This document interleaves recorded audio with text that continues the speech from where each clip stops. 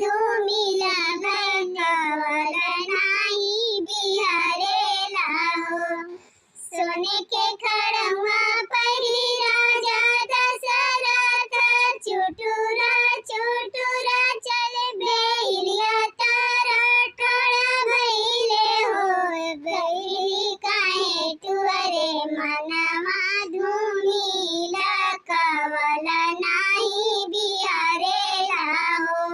बैली काहे टुअरे मनवा धूमिला कवल नाही बिहारेला हो। हमसे का पूछे नी राजा हमसे आई पूछे नी हो।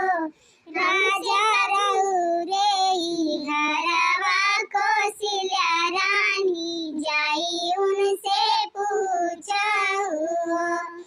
राजा रउरे घरवा कौशल्या रानी जाई उनसे पूछहु हो।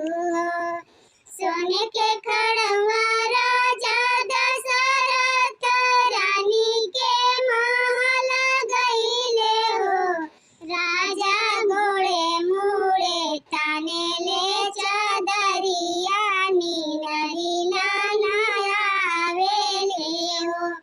सोने के खड़वा राजा दशरथ रानी के महल गइले हो। राजा गोड़े मुड़े ताने ले चदरिया नीनरियो नायावेले हो। बैठी जगावे